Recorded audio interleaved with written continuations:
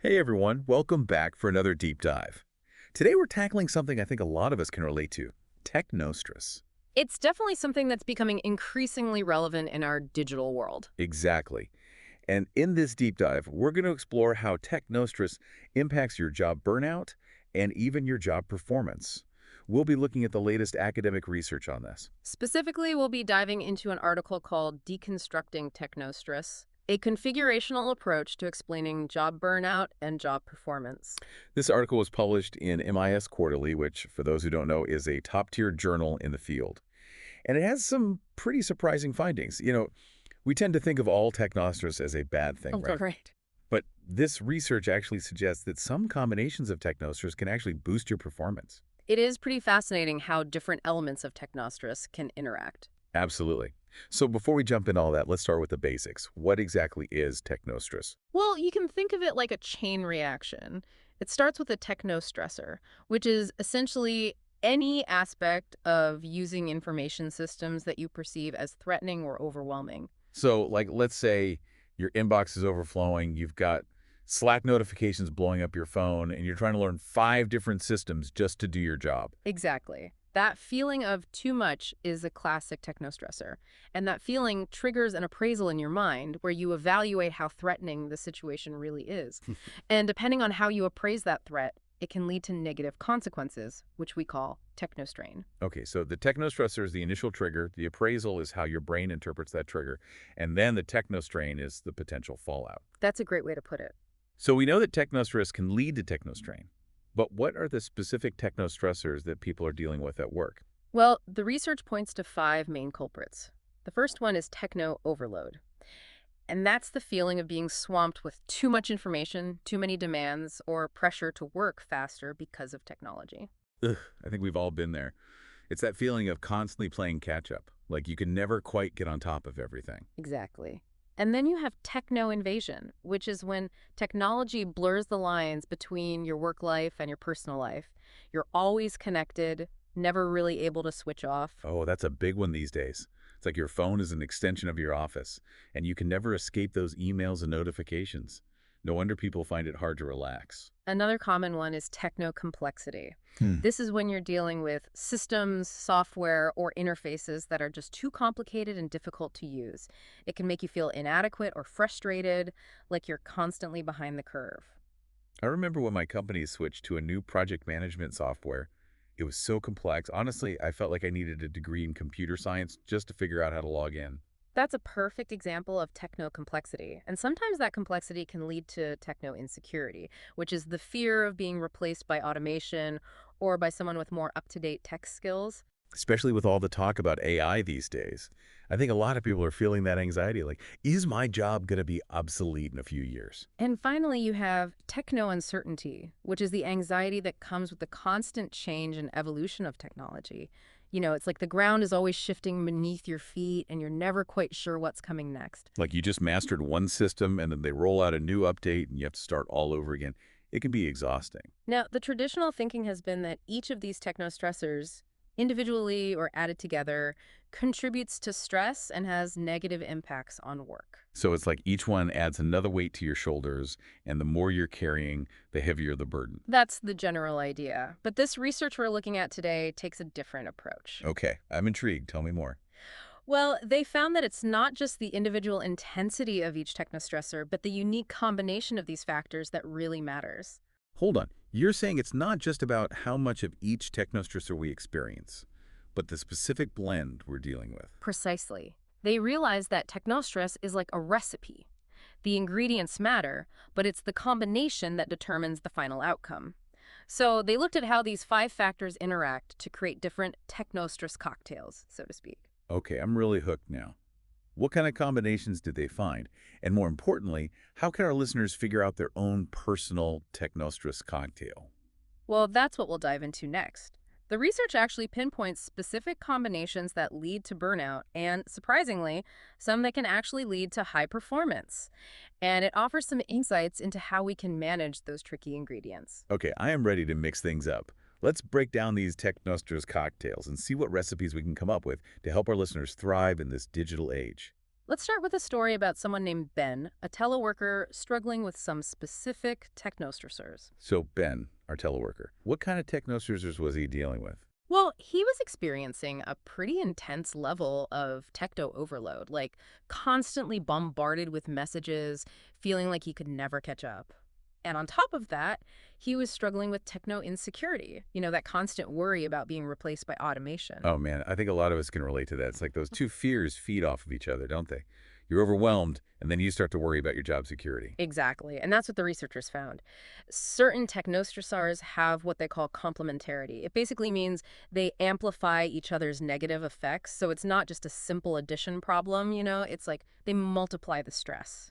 So in Ben's case, the overload made him feel even more insecure, and then the insecurity made him feel even more overwhelmed, a vicious cycle. Exactly. But here's where things get really interesting. Remember how we talked about how it's not just the amount of each technostressor, but the unique combination? Right, the technostress cocktail. Well, Ben's story is a perfect example of that, because even though he was dealing with those two pretty intense technostressors, overload and insecurity, he found that when he could maintain a good work-life balance, keep that techno invasion low, it actually made a huge difference for him. Wait, so you're saying that even though he was still overloaded and insecure, just having that one area under control, being able to disconnect from work, helped him manage the other two? Exactly. That's the power of understanding these combinations.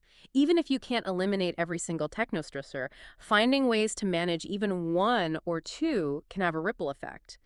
In Ben's case, having those clear boundaries between work and personal life, it acted as a kind of safety net. The researchers call this a contingency. So contingency is like a backup plan, a way to mitigate the damage even when you've got other stressors in the mix. Yeah, you can think of it like a pressure valve. If you can release some of that pressure in one area, it can help prevent the whole system from, blowing up. Okay, I love that analogy. So even if you're feeling overwhelmed by techno overload or anxious about techno insecurity, knowing that you have a clear boundary between work and life can make all the difference. Absolutely. And the same principle actually applies to techno-complexity. The research found that even when other techno-stressors were high, if someone felt confident in their tech skills and could handle those complex systems, their performance actually remained strong. So it's almost like those two factors, techno invasion and techno complexity, they're like key levers that we have some control over. And we can kind of keep those in check. We have a better chance of thriving even when things get a little crazy. Exactly. This research really highlights the importance of taking a holistic view.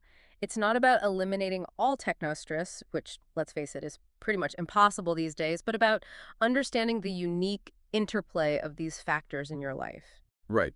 It's about identifying your personal technostress cocktail and figuring out which ingredients are the most potent and which ones you actually have some control over. Speaking of potent ingredients, what other combinations did the research uncover? Like, what about those that lead to burnout? Well, they found that high job burnout often occurs when all five technostressors are high, all firing at the same time. Yeah, it's like you're adding fuel to the fire. Each one makes the others worse. And it creates this, like, perfect storm for burnout. So you're saying if I'm feeling overloaded and my work life is bleeding into my personal time, and I'm struggling to keep up with technology, and I'm worried about AI taking my job, and on top of all that, I'm anxious about what the future holds for technology, I'm basically doomed to burnout. It's definitely a recipe for trouble. Mm. But here's the thing. The research also found that you can experience pretty high burnout even if just one of these factors is low, as long as the other four are still really intense. Hold on. So even if I have a little bit of breathing room in one area, it might not be enough to save me if I'm drowning in the other four. That's what they found. Yeah. Okay, so which one can be low and still lead to high burnout? Well, it could be any of these three. Techno uncertainty, techno complexity, or techno invasion. If any one of those is low but the others are high, you're still at a pretty significant risk for burnout. Wow, that's kind of scary. Mm. So even if I'm like a total tech whiz and complexity doesn't faze me, I could still burn out if I'm dealing with overload, invasion, insecurity, and uncertainty. Exactly. It really emphasizes the importance of looking at the whole picture, your unique cocktail of technostressors, and not just focusing on one ingredient. It makes sense. But Yeah. earlier you mentioned something about certain technostress combinations actually boosting performance. How is that even possible? Well, that's where things get really interesting because the research actually found that you can have high job performance even when up to 4 technostressors are high, as long as either techno invasion or techno complexity is low. Wait, really? You can have like a super intense technostress cocktail and still perform well? I don't get it. Oh. It all comes back to those two key ingredients, techno invasion and techno complexity. Remember Ben? He was struggling with high overload and insecurity, but when he was able to maintain a good work-life balance and keep techno invasion low, it acted like a buffer. So it's like having a strong foundation can help you weather the storm even when things get really intense in other areas. Exactly. And the same goes for feeling confident in your tech skills. If you can handle complexity, it kind of frees up mental space to deal with other challenges. Okay, so this has been super insightful. But let's bring it back to our listener. What are some key takeaways they can apply into their own lives? Well, first and foremost, it's crucial to assess your technostress holistically. Don't just focus on one area. Really think about your work life. Are you constantly bombarded with messages? Do you feel pressured to be always on? Are you struggling to keep up with the latest software? So it's not just about saying, I need to manage my inbox better, but actually looking at how all of these factors might be interacting to create your own unique experience. Precisely.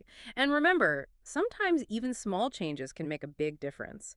Like with Ben, just having that clear boundary between work and personal life can significantly reduce the strain. Like setting stricter limits on checking emails after hours or creating a dedicated workspace. Exactly. Those little tweaks can have a big impact.